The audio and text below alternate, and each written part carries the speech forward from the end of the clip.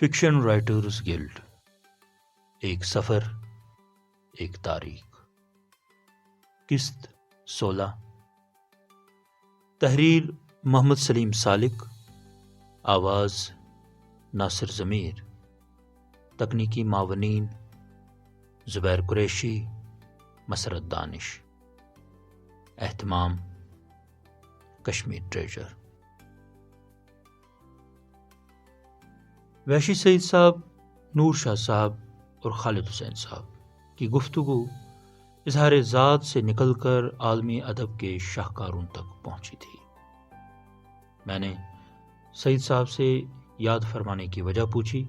انہوں نے اطمینان سے بیٹھنے کا اشارہ کرتے ہوئے کہا کہ ڈاکٹر نذیر مشتاق صاحب کی صحت ناسازگار ہونے کی وجہ سے وہ نہیں آ سکتے ہیں، اور ساتھ ہی انہوں نے ریسٹورنٹ کے مینیجر الطاف صاحب سے فون پر بات کر کے لنچ کا انتظام کرنے کی تلقین کی۔ سعید صاحب نے کھانے کا انتظام اپنے آفس میں ہی کروایا، جہاں 4-5 لوگوں کی بیٹھنے کی جگہ ہے۔ پلیٹیں سج گئیں اور 1-2 قسم کے پکوان بھی سامنے رکھے گئے۔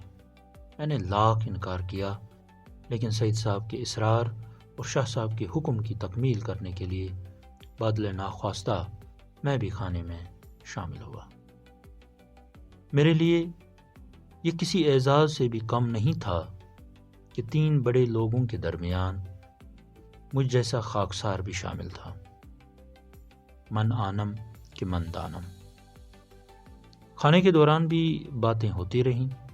جناب خالد حسین صاحب نے کہا کہ وہ اپنی خود نوشت پنجابی میں لکھ رہے ہیں، جس میں ایک نئی تکنیک اور اسلوب متعارف کرنے کی کوشش کی ہے۔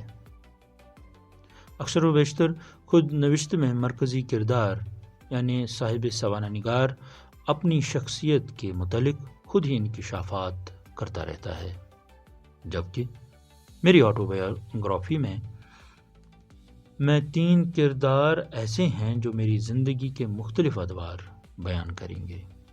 میری اہلیہ میری ازدواجی زندگی کا کچا چٹھا کھولے گی، جبکہ نور شاہ کی زبانی میری ادبی زندگی کے پیچ و خم سامنے آئیں گے۔ باقی دفتری معاملات کے لیے میں نے ایک اور دوست کا انتخاب کیا ہے۔ میری ظرافت کی حس پھٹکی اور میں نے برجستہ کہا، قبلہ پھر اس کو خود نوشت نہیں کہیں گے، بلکہ یہ 3 لوگوں کی سوانح عمری کہلائی جائے گی۔ اس بات پر سب مسکرانے لگے۔ جلدی میں نے کھانا ختم کیا اور دربار ہال کی راہ لی۔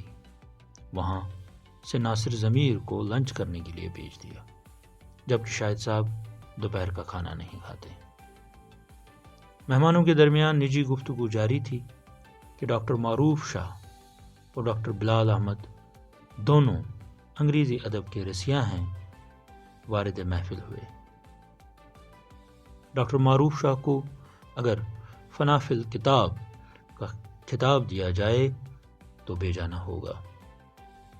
ان کے انگریزی کالم ورڈز وزڈم میں فلسفہ، سماجیات، اخلاقیات، شعر و ادب، غرض زندگی کا ہر شعبہ کھل کر سامنے آتا ہے۔